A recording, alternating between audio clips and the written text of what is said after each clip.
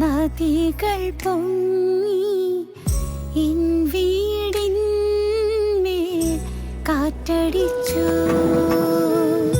വന്മഴ പെയ്തു നദികൾ പൊങ്ങി എൻ വീടിന്മേൽ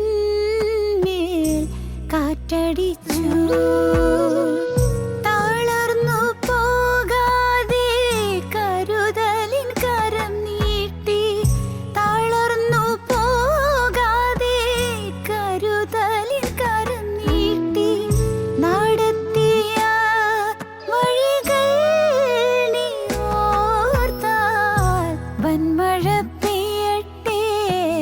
നദികൾ പൊങ്ങട്ടെ എൻ വീടിന്മേൽ കാറ്റടിച്ചിടട്ടെ.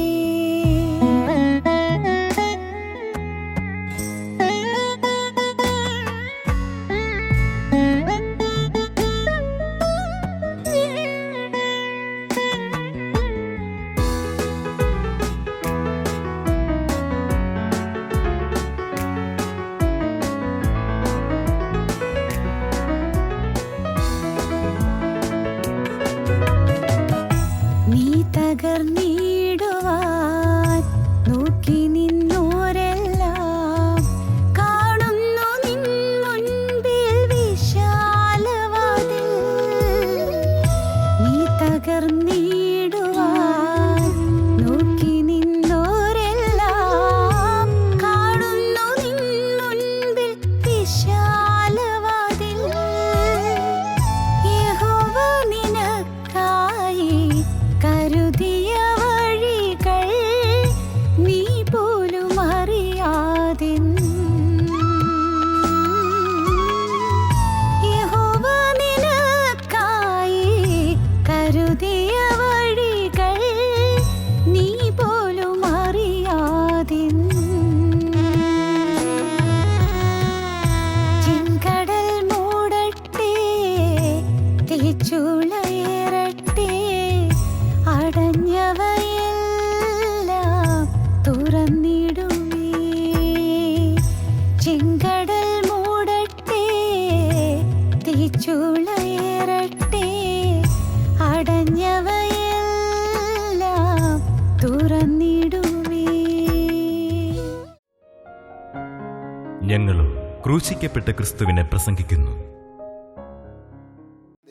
തിരുനാമത്തിന് മഹത്വം ഉണ്ടാകട്ടെ. ദിവസം പറയുന്നു, കൃത്യമായി പറയുന്നു. വെളിപ്പാട് പുസ്തകം 22-15 വാക്യം വായിച്ചു കേൾക്കാം. നായ്ക്കളും ക്ഷുദ്രക്കാരും ദുർനടപ്പുകാരും കൊലപാതകന്മാരും ബിംബാരാധികളും ബോഷ്കിൽ പ്രിയപ്പെടുകയും അതിനെ പ്രവർത്തിക്കുകയും ചെയ്യുന്ന ഏവനും പുറത്തു തന്നെ. ഏവനും പുറത്തു തന്നെ. പാപം ചെയ്യുന്ന ഏവനും പുറത്തു തന്നെ. നായ്ക്കൾ പുറത്താണ്.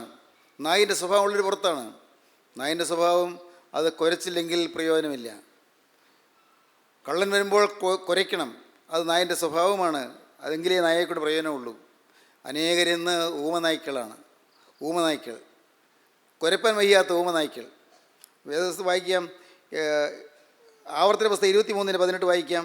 ആവർത്തന പുസ്തകം 23:18. 2 പത്രോസ് 2:22 വായിക്കാം. ആവർത്തനം 23:18, 2 പത്രോസ് 2:22. വേശ്യയുടെ കൂലിയും നായുടെ വിലയും നിന്റെ ദൈവമായ യഹോവയുടെ ആലയത്തിലേക്ക് യാതൊരു നേർച്ചയായിട്ടും കൊണ്ടുവരരുത്. വേശ്യയുടെ കൂലിയും നായയുടെ വിലയും നിന്റെ ദൈവത്തിൻ്റെ ആലയത്തേക്ക് കൊണ്ടുവരും. നായെ എത്രയും ഹീന ജീവിയായിട്ടാണ് വേദപുസ്തകം കാണുന്നത്. ഒന്ന് വായിച്ചേ. വേശ്യയുടെ കൂലിയും നായുടെ വിലയും നിന്റെ ദൈവമായ യഹോവയുടെ ആലയത്തിലേക്ക് യാതൊരു നേർച്ചയായിട്ടും കൊണ്ടുവരരുത്. ദൈവത്തിന് നേർച്ച കഴിക്കുമ്പോൾ നായുടെ വില കൊണ്ടുവരരുത്.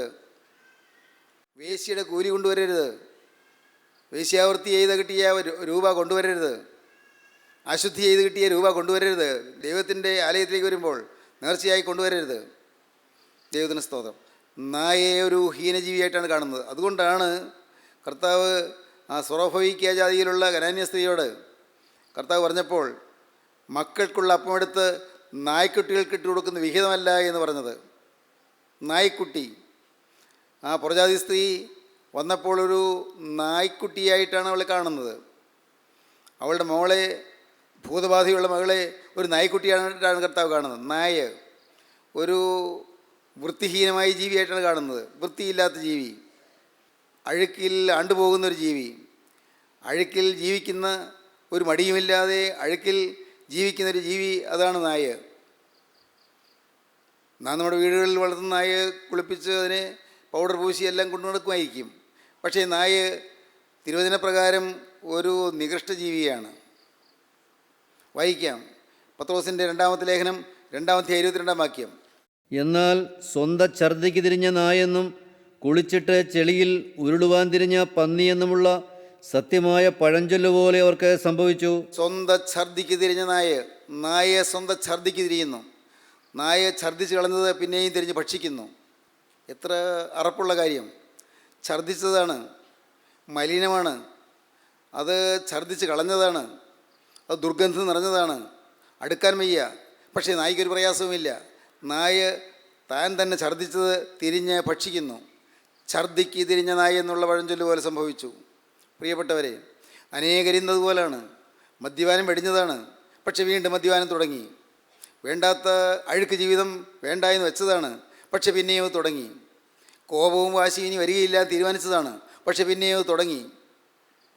ഇനി ഞാൻ വഴക്കടിക്കില്ല, ഇനി ഞാൻ കോപിക്കുകയില്ല, ഇനി ഞാൻ ഭാര്യയോട് കലഹിക്കുകയില്ല, ഭർത്താവിനോട് ഞാൻ അനുസരണക്കേട് കാണിക്കുകയില്ല, ഇനി എൻ്റെ മാതാപിതാക്കളെ ഞാൻ അനുസരിക്കും, ഇങ്ങനെയെല്ലാം തീരുമാനിച്ചു. പക്ഷേ പിന്നെയും അനുസരണക്കേട് വരുന്നു. ഇനി കഞ്ചാവ് ഉപയോഗിക്കുകയില്ല, ഇനി മയക്കുമരുന്ന് ഉപയോഗിക്കുകയില്ല എന്ന് തീരുമാനം എടുത്തതാണ്, പക്ഷെ പിന്നെയും ഉപയോഗിക്കുന്നു. ഇനി ഞാൻ പ്രേമക്കുരുക്കിൻ്റെ പിന്നാലെ പോവുകയില്ല, പ്രണയബന്ധങ്ങളുടെ പിന്നാലെ പോവുകയില്ല, അതെല്ലാം എന്നെ നശിപ്പിക്കുന്ന കാര്യങ്ങളാണ്, ഇല്ല എന്ന് തീരുമാനിച്ചു. പക്ഷേ ഓരോരുത്തരും ചിന്തിക്കൂ, അനേകരിന്ന് പ്രണയബന്ധത്തിൻ്റെ കുരുക്കിൽപ്പെട്ട് വലയുകയാണ്. അറിയുന്നില്ല, നാശമറിയുന്നില്ല. ദൈവത്തിന് സ്തോത്രം. കോളേജ് ഹോസ്റ്റലിൽ മറ്റും നടക്കുന്ന റാഗിങ് എത്ര ഭീകരമാണ്, എത്ര ഭയാനകമാണ്. പാവപ്പെട്ട ഫസ്റ്റ് ഇയർ സ്റ്റുഡൻറ്റ് പേടിച്ച് എലിക്കുഞ്ഞു വരയ്ക്കുന്നത് പോലെ വരച്ച് നിൽക്കുമ്പോൾ ദുഷ്ടന്മാരായ സീനിയർ സ്റ്റുഡൻസ് നിന്ന് അവരെ കഠിനമായി മർദ്ദിക്കുന്നു, ഉപദ്രവിക്കുന്നു. മദ്യപിക്കാൻ രൂപ കൊടുത്താൽ മതി, മർദ്ദനം ഉണ്ടാവുകയില്ല. ഭയാനകമല്ലേ റാഗിങ്? ഒരു മർദ്ദനമാണോ? കേട്ടാൽ അറപ്പ് തോന്നും ചെയ്യുന്ന കാര്യങ്ങൾ. റാഗിങ് എന്നുള്ള ഓമന പേരിൽ അറിയപ്പെടുന്ന ആ ക്രൂര വിനോദം, അതിനെക്കുറിച്ച് കേട്ടാൽ കേൾക്കുന്നവർക്ക് അറപ്പ് തോന്നും. നിങ്ങൾ ഈ കേൾക്കുന്ന കാര്യങ്ങൾ മാതാപിതാക്കളായി പലരും ഇതൊന്നും അറിയുന്നില്ല. നിങ്ങളുടെ മക്കൾ അനുഭവിക്കുന്ന യാതനകൾ, കോളേജ് ഹോസ്റ്റലുകളിൽ അനുഭവിക്കുന്ന യാതനകൾ. പ്രിയപ്പെട്ടവരെ, മനുഷ്യൻ മൃഗമായി മാറുന്ന രംഗങ്ങളാണ്. മനുഷ്യൻ മൃഗമായി മാറുന്നു, മൃഗീയത്വം വരുന്നു. ഇന്ന് അനേകരിന്ന് മൃഗങ്ങളെപ്പോലെ ജീവിക്കുന്നു, കൊള്ളരുതാത്ത ജീവിതം നയിക്കുന്നു. നായ്ക്കൾ വേണ്ട എന്ന് വെച്ചു, പക്ഷെ പിന്നെയും ആരംഭിക്കുന്നു, പിന്നെയും തുടങ്ങുന്നു. നിങ്ങൾ ചിന്തിച്ച് നോക്കൂ, നിങ്ങൾ വേണ്ട എന്ന് വെച്ച പാപങ്ങൾ ഏതെങ്കിലും നിങ്ങളുടെ ജീവിതത്തിലേക്ക് വന്നുവോ? ഏതെങ്കിലും പാപങ്ങൾ വേണ്ട എന്ന് തീരുമാനിച്ചു, വേണ്ട വ്യക്തമായി തീരുമാനിച്ചു, ദൈവത്തിന് സ്തോത്രം, പക്ഷെ പിന്നെയും വന്നുവോ? സഹോദരങ്ങളെ, അനേകരെന്ന് ഛർദ്ദിക്ക് തിരിഞ്ഞ നായെപ്പോലെ ഉപേക്ഷിച്ചത് വീണ്ടും എടുത്ത് നശിച്ചു കൊണ്ടിരിക്കുകയാണ്, അപകടത്തിലേക്ക് പോയിക്കൊണ്ടിരിക്കുകയാണ്. പിന്മാറിപ്പോകരുത്, മുന്നോട്ട് വരിക. അഥവാ പിന്മാറിപ്പോയോ, ഇന്ന് നിങ്ങളിത് കേൾക്കുമ്പോൾ ഒരു വ്യക്തമായി തീരുമാനമെടുക്കുക. കർത്താവേ, എൻ്റെ ജീവിതത്തിൽ പിന്മാറ്റം വന്നുപോയി. നായയെപ്പോലെ ഞാൻ പിന്നിലേക്ക് നോക്കി ഛർദ്ദിച്ചത് ഞാൻ ഭക്ഷിച്ചു പോയി. വേണ്ട എന്ന് ഞാൻ തീരുമാനിച്ച് ഉപേക്ഷിച്ച് കളഞ്ഞ് ഞാൻ പിന്നെയും സ്വീകരിച്ചു പോയി. കർത്താവേ, എന്നോട് ക്ഷമിക്കണമേ. ഇനി അഹങ്കരിക്കുകയില്ല തീരുമാനിച്ചു, പക്ഷെ പിന്നെയും അഹങ്കാരം വന്നുപോയി. ഇനി എനിക്ക് ദുരഭിമാനം വരികയില്ലെന്ന് തീരുമാനിച്ചു, പക്ഷേ പിന്നെയും പൊങ്ങച്ചം വന്നുപോയി. എൻ്റെ കർത്താവേ, എൻ്റെ ദൈവമേ, ഇനി ഞാൻ നുണ പറയുകയില്ലെന്ന് തീരുമാനിച്ചതാണ്, പക്ഷേ പിന്നെയും ഞാൻ വ്യാജം പറഞ്ഞുപോയി. എൻ്റെ ദൈവമേ, തെറ്റുകൾ സംഭവിച്ചു പോയി. നാഥാ, നീ എന്നോട് ക്ഷമിക്കണം. നീ ക്ഷമിച്ചില്ലെങ്കിൽ ഞാൻ എന്ത് ചെയ്യും? ഞാൻ നിത്യനരകാഗ്നിയിലേക്ക് പോകുമല്ലോ, സ്വർഗ്ഗരാജ്യത്തിന് പുറത്തായി പോകുമല്ലോ. നായ്ക്കളും ക്ഷുദ്രക്കാരും ദുർനടപ്പുകാരും കൊലപാതകന്മാരും വിഭാരാധികളും ഭോഷ്കിൽ പ്രിയപ്പെടുകയും അതിനെ പ്രവർത്തിക്കുകയും ചെയ്യുന്ന ഏവനും പുറത്ത് നിൽക്കേണ്ടി വരുമല്ലോ. നായ്ക്കൾ. രണ്ടാമത്തേത് എന്താണ്? നായ്ക്കളും ക്ഷുദ്രക്കാർ എന്ന് പറഞ്ഞാൽ എന്താണ് അതിൻ്റെ അർത്ഥം? കൂടോത്രം ചെയ്യുന്നവർ, മന്ത്രവാദം ചെയ്യുന്നവർ, കവടി നിരത്തുന്നവർ, ലക്ഷണം നോക്കുന്നവർ, രാഹുകാലം നോക്കുന്നവർ, ശകുനം നോക്കുന്നവർ, മുഖലക്ഷണം നോക്കുന്നവർ, കൈരേഖ നോക്കുന്നവർ. ഇതെല്ലാം ശാസ്ത്രമാണെന്ന് പറഞ്ഞുകൊണ്ടാണ് പലരും ചെയ്യുന്നത്. ഇതൊക്കെ ശാസ്ത്രമാണ് പോലും. ശാസ്ത്രം, എന്ത് ശാസ്ത്രം? പ്രിയപ്പെട്ടവരെ, നിങ്ങൾക്കറിയാമോ, അനേകരിന്ന് അന്ധവിശ്വാസത്തിൽ കുടുങ്ങി കിടക്കുകയാണ്. അന്ധവിശ്വാസം. രാഹുകാലം കഴിഞ്ഞിട്ടേ കല്യാണം കെട്ടിക്കുകയുള്ളൂ. എന്തു ചെയ്യും? രാഹുകാലം കഴിഞ്ഞിട്ടേ ജോലിക്ക് വേണ്ടി പുറപ്പെടുകയുള്ളൂ, ജോലിക്ക് തുടങ്ങുകയുള്ളൂ. ഇങ്ങനെയുള്ളതായ ചില തെറ്റായ വിശ്വാസങ്ങളുടെ അടിമത്തത്തിൽ ഇന്ന് അനേകർ ആണ്ട് കിടക്കുകയാണ്. നമുക്കൊന്ന് വായിക്കാം. ലേവ്യ പുസ്തകം 19-ാം അധ്യായത്തിൻ്റെ 25-ാം വാക്യം മുതൽ. 5-ാം സംവത്സരത്തിലോ നിങ്ങൾക്ക് അതിൻ്റെ ഫലം തിന്നാം. അങ്ങനെ അതിൻ്റെ അനുഭവം നിങ്ങൾക്ക് വർദ്ധിച്ചു വരും. ഞാൻ നിങ്ങളുടെ ദൈവമായ യഹോവയാകുന്നു. ഞാൻ നിങ്ങളുടെ ദൈവമായ യഹോവയാകുന്നു. രക്തത്തോടു കൂടിയുള്ളത് തിന്നരുത്. രക്തത്തോടുകൂടിയുള്ളത് തിന്നരുത്. ആഭിചാരം ചെയ്യരുത്. ആഭിചാരം ചെയ്യരുത്. മുഹൂർത്തം നോക്കരുത്. മുഹൂർത്തം നോക്കരുത്. നിങ്ങളുടെ തലമുടി ചുറ്റും വിളുമ്പ് വടിക്കരുത്. തലമുടിയെ ചുറ്റും വിളുമ്പ് വടിക്കരുത്. താടിയുടെ അറ്റം വിരൂപമാക്കരുത്. ആടിയുടെ അറ്റം വിരൂപമാക്കരുത്. മരിച്ചവനു വേണ്ടി ശരീരത്തിൽ മുറിവുണ്ടാക്കരുത്. മരിച്ചവന് വേണ്ടി ശരീരത്തിൽ മുറിവുണ്ടാക്കരുത്. മെയ്മേൽ പച്ച കുത്തരുത്. ശരീരത്തിൽ പച്ച കുത്തരുത്. ഞാൻ യഹോവയാകുന്നു. ഞാൻ യഹോവയാകുന്നു. നോക്കുക, ഗൗരവമായിട്ട് കർത്താവ് പറയുന്നു, ഞാൻ യഹോവയാകുന്നു. നിങ്ങളെൻ്റെ ജനമാണെങ്കിൽ നിങ്ങൾ ഒരു വ്യതിരിക്ത ജാതിയായി, വ്യത്യസ്ത ജാതിയായി നിൽക്കണം. ഡിഫറൻറ്റ് പീപ്പിളായി നിൽക്കണം. എന്താണ് പറഞ്ഞത്? വീണ്ടും പറയുന്നു 30-ാം വാക്യം മുതൽ. നിങ്ങൾ എൻ്റെ ശബത്തുകൾ പ്രമാണിക്കുകയും എൻ്റെ വിശുദ്ധ മന്ദിരത്തോട് ഭയഭക്തിയുള്ളവരായിരിക്കുകയും വേണം. ഞാൻ യഹോവയാകുന്നു. ഞാൻ യഹോവയാകുന്നു. വെളിച്ചപ്പാടന്മാരുടെയും മന്ത്രവാദികളുടെയും അടുക്കൽ പോകരുത്. വെളിച്ചപ്പാടന്മാരുടെയും മന്ത്രവാദികളുടെ അടുക്കൽ പോകരുത്. അവരാൽ അശുദ്ധരായി തീരുവാൻ തക്കവണ്ണം അവരെ അന്വേഷിക്കുകയും അരുത്. അശുദ്ധരായി തീരുവാൻ തക്കവണ്ണം അവരെ, വെളിച്ചപ്പാടന്മാരെയും മന്ത്രവാദികളെ അന്വേഷിക്കരുത്. ഞാൻ നിങ്ങളുടെ ദൈവമായ യഹോവയാകുന്നു. ഞാൻ നിങ്ങളുടെ ദൈവമായ യഹോവയാകുന്നു. അല്ലേ? ആവർത്തന പുസ്തകം 18-ാം അധ്യായം എടുക്കാം. ആവർത്തനം 18-ാം അധ്യായത്തിൻ്റെ 9-ാം വാക്യം മുതൽ വായിക്കാം.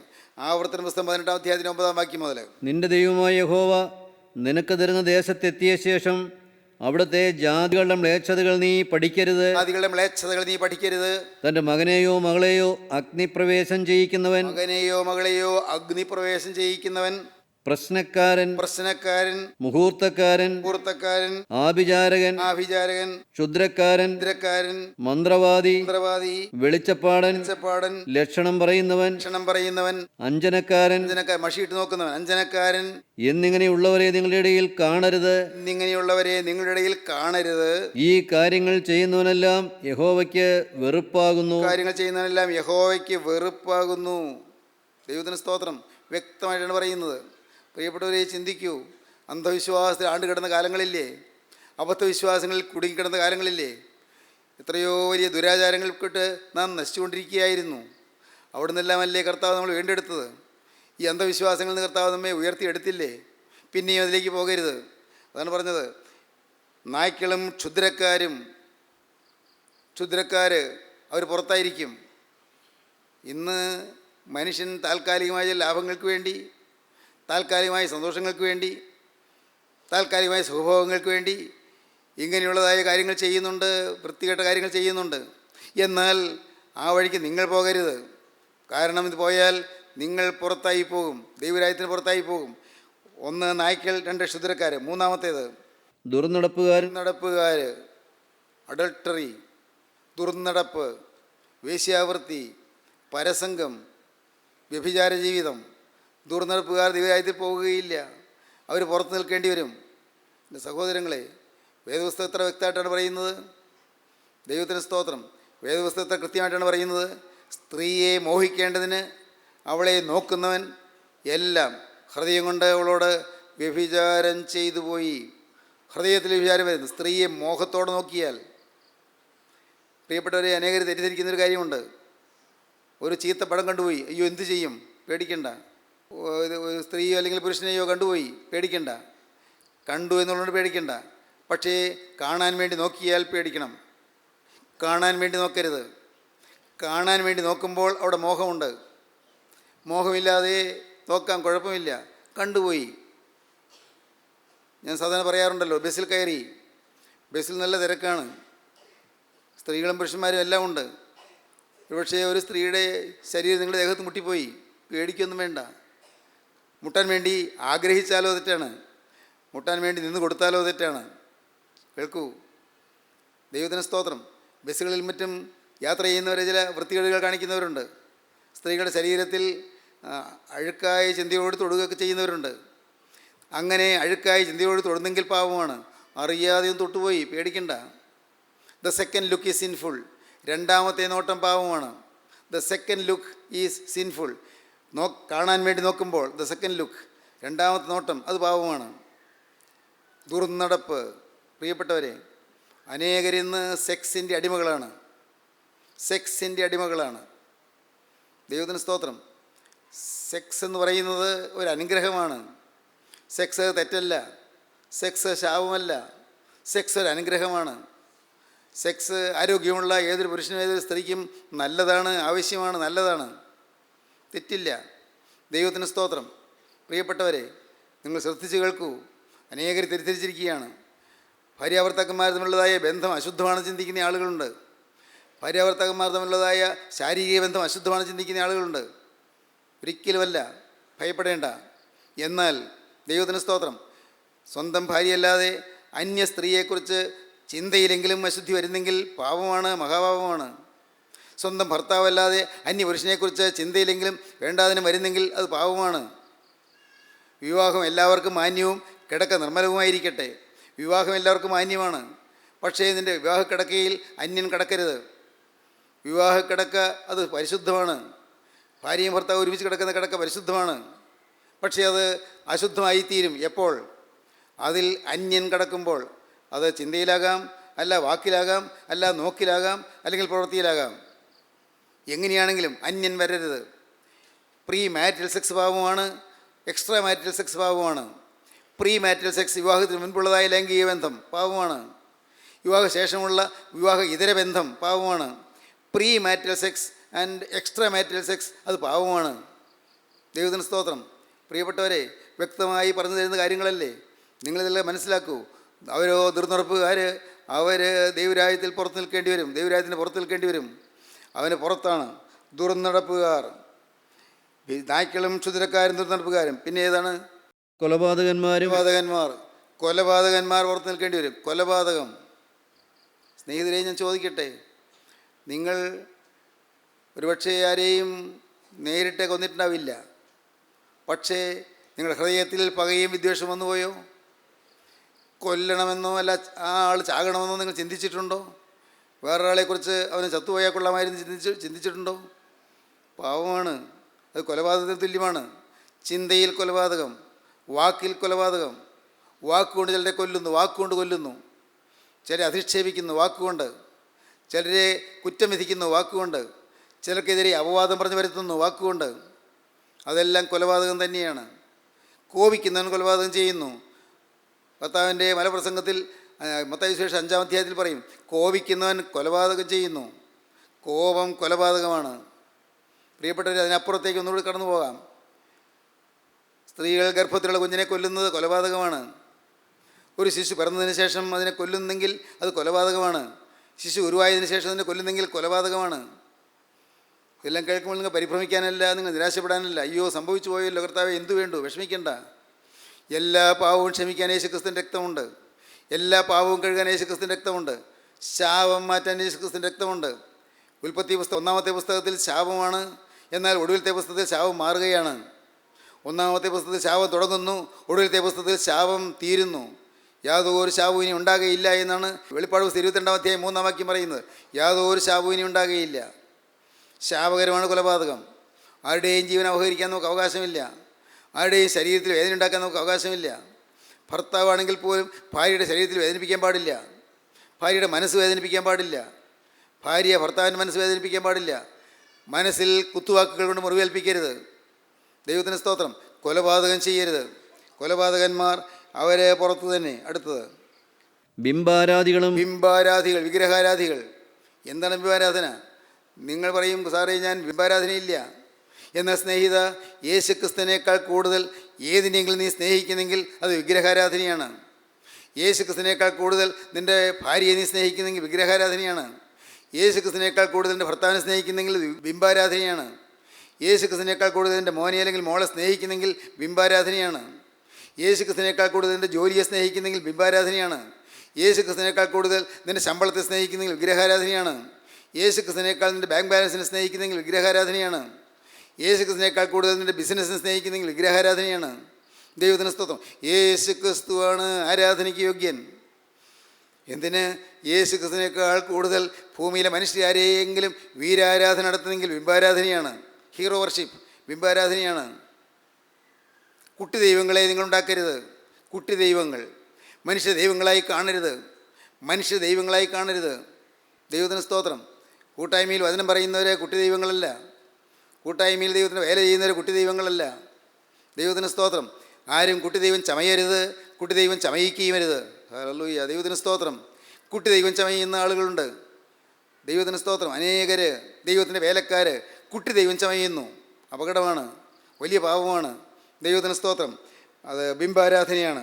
അടുത്തത്, ഭോഷ്കിൽ പ്രിയപ്പെടുകയും അതിനെ പ്രവർത്തിക്കുകയും ചെയ്യുന്ന ഏവനും പുറത്തു തന്നെ. ഫോഷ്കിൽ പ്രിയപ്പെടുകയും അതിനെ പ്രവർത്തിക്കുകയും ചെയ്യുന്ന ഏവനും പുറത്ത് തന്നെ. ഫോഷ്കിൽ പ്രിയപ്പെടുകയും അതിനെ പ്രവർത്തിക്കുകയും ചെയ്യുന്നു. ഫോഷ്ക്ക്, ഫോൾസ്ഹുഡ്. ഫോഷ്ക്ക് എന്ന് പറഞ്ഞാൽ വ്യാജം. വ്യാജത്തിൽ പ്രിയമയ്ക്കുന്നു. എന്നെ ഏൽപ്പിക്കാത്ത ഒരു ശുശ്രൂഷ ഞാൻ ചെയ്യുന്നെങ്കിൽ അത് ഫോഷ്ക്കാണ്. സ്വർഗത്തിൽ നിന്ന് എനിക്ക് ഒരു ശുശ്രൂഷ തന്നിട്ടില്ലെങ്കിൽ അത് ഞാൻ ചെയ്യുന്നെങ്കിലോ അത് ഫോഷ്ക്കാണ്. പ്രിയപ്പെട്ടവരെ, ശ്രദ്ധിച്ചോ? നിങ്ങൾക്ക് മനസ്സിലായോ? ഫോഷ്കിൽ പ്രിയപ്പെടുകയും അതിനെ പ്രവർത്തിക്കുകയും ചെയ്യുന്ന ഏവനും പുറത്ത് തന്നെ.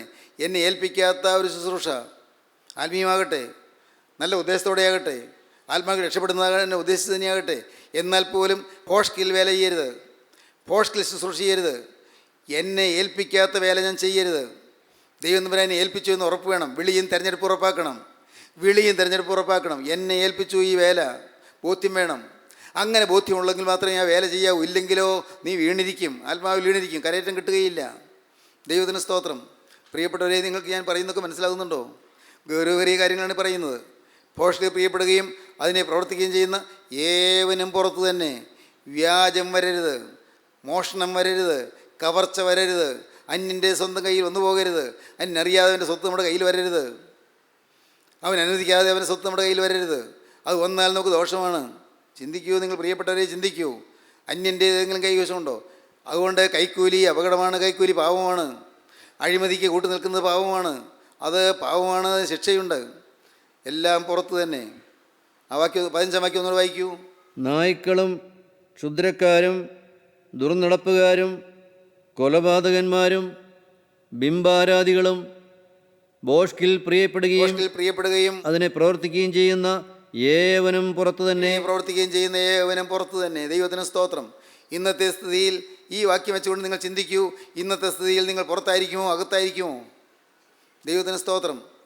നിങ്ങൾ കഴുകൽ വാങ്ങിയോ? കഴുകൽ കിട്ടിയോ? ജീവൻ്റെ വൃക്ഷത്തിൽ തങ്ങൾക്ക് അധികാരം ഉണ്ടാകേണ്ടതിനും ഗോപുരങ്ങളിൽ കൂടി നഗരത്തിൽ കടക്കേണ്ടതിനും തങ്ങളുടെ വസ്ത്രം വെക്കുന്നവർ ഭാഗ്യവാന്മാർ. നായ്ക്കളും ക്ഷുദ്രക്കാരും ദുർനടപ്പുകാരും ബിംബാരാധികളും കൊലപാതകന്മാരും ഫോഷ്കിൽ പ്രിയപ്പെടുകയും അതിനെ പ്രവർത്തിക്കുകയും ചെയ്യുന്ന ഏവനും പുറത്ത് തന്നെ. പുറത്തായിരിക്കുമോ അകത്തായിരിക്കുമോ? സ്നേഹിതരെ, ഞാൻ വിനയപൂർവ്വം നിങ്ങൾ അറിയിക്കട്ടെ, നിങ്ങൾക്ക് വേണമെങ്കിൽ അകത്തേക്ക് വരാം. യഹോവയാൽ അനുഗ്രഹിക്കപ്പെട്ടവനെ നീ എന്തിനു പുറത്ത് നിൽക്കുന്ന? അകത്തേക്ക് വരിക. നീ അകത്തേക്ക് വരിക. അകത്തേക്ക് വരാം. നിനക്കകത്തേക്ക് വരാം. ദൈവത്തിന് സ്തോത്രം. യഹോവയാൽ അനുഗ്രഹിക്കപ്പെട്ടവനെ നീ എന്തിന് പുറത്ത് നിൽക്കുന്നു? അകത്തേക്ക് വരിക.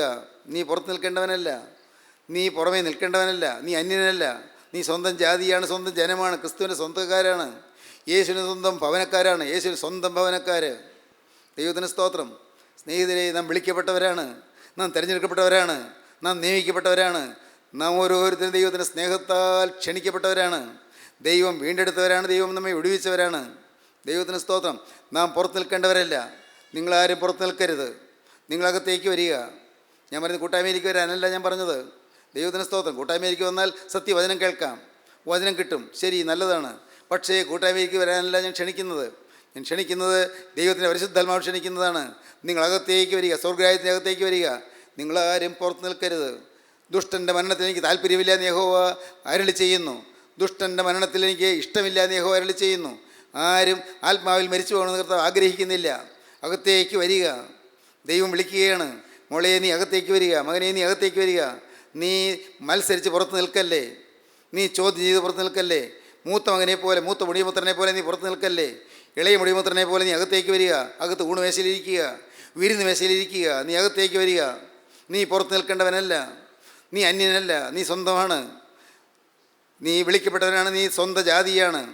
ദൈവത്തിന് സ്തോത്രം. നിങ്ങളോ അന്ധകാരത്തിൽ നിന്ന് തൻ്റെ അത്ഭുത പ്രകാശത്തിലേക്ക് നിങ്ങളെ വിളിച്ചവൻ്റെ സൽഗുണങ്ങളെ ഘോഷിപ്പാൻ തക്കവണ്ണം തിരഞ്ഞെടുക്കപ്പെട്ട ഒരു ജാതിയും രാജകീയ പുരോഹിത വർഗവും വിശുദ്ധ വംശവും സ്വന്തം ജനവുമാകുന്നു. മുമ്പേ നിങ്ങൾ ജനമല്ലാത്തവർ, ഇപ്പോഴോ ദൈവത്തിൻ്റെ ജനം. കരുണ ലഭിക്കാത്തവർ, ഇപ്പോഴോ കരുണ ലഭിച്ചവർ തന്നെ. അതുകൊണ്ട് നിങ്ങൾ അകത്തേക്ക് വരിക. അകത്തേക്ക് വരാൻ നിങ്ങളുടെ വസ്ത്രം കഴുകിയാൽ മതി, വസ്ത്രം അലക്കിയാൽ മതി. സ്തോത്രം. വസ്ത്രം അലക്കാൻ കുഞ്ഞാടിൻ്റെ രക്തമുണ്ട്, ഊനമില്ലാത്ത കുഞ്ഞാടിൻ്റെ രക്തമുണ്ട്.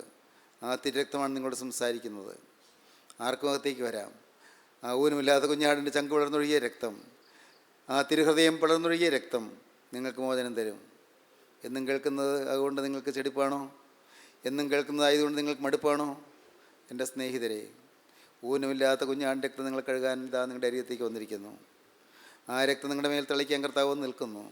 ആ രക്തം നിങ്ങളുടെ നെറ്റിമേൽ പുരട്ടിത്തരാൻ കർത്താവ് നിൽക്കുന്നു. അടയാളമുള്ള ഒരുത്തിനെയും തുടരുതെന്ന് കർത്താവ് കൽപ്പിക്കുന്നു. അടയാളം തരാൻ കർത്താവ് നിൽക്കുന്നു. മോനെ, നിനക്ക് അടയാളം വേണമോ? മോളെ, നിനക്ക് മുദ്ര വേണമോ? ഊനമില്ലാത്ത കുഞ്ഞാടിൻ്റെ രക്തം നിന്റെ നെറ്റിമേൽ ചാർത്തി തരണമോ? ഇന്ന് അത് വേണമെങ്കിൽ നിനക്ക് കിട്ടും. ഒറ്റയ്ക്കൊരു കാര്യം മാത്രം: യേശുവേ, നിന്നെ കർത്താവ് രക്ഷിതാവുമായി ഞാനിതാ സ്വീകരിക്കുന്നു. യേശുവേ, ഇന്നു മുതൽ ഞാൻ പുതിയ സൃഷ്ടിയായി ജീവിക്കും. യേശുവേ, എൻ്റെ പാപങ്ങളെല്ലാം കഴുകി തരണമേ. സ്വർഗീയ പ്രവേശനം എനിക്ക് തരണമേ. സ്വർഗരാജ്യത്തേക്കുള്ള പ്രവേശനം എനിക്ക് തരണമേ. യേശുവേ, എന്നെ അനുഗ്രഹിക്കണമേ. നിങ്ങൾ പ്രാർത്ഥിക്കുമോ? യേശു ഇതാ വന്ന് കെഞ്ചി നിൽക്കുന്നു. എത്ര കൈകൾ നിങ്ങളെ നേരെ നീട്ടിയിരിക്കുന്നു. ആണിപ്പാട് കരങ്ങൾ നീട്ടിക്കൊണ്ട് അവൻ കെഞ്ചുന്നു. അവൻ യാചകനെ പോലെ നിന്നുകൊണ്ട് വിളിക്കുന്നു. യാചകനെ പോലെ നിന്നുകൊണ്ട് വിളിക്കുന്നു. മകനെ, നിൻ്റെ ഹൃദയം എനിക്ക് തരിക. എൻ്റെ മകളെ, നിൻ്റെ ഹൃദയം എനിക്ക് തരിക. നാഥ, എൻ്റെ ഹൃദയതാ ഞാൻ നിനക്ക് തരുന്നു.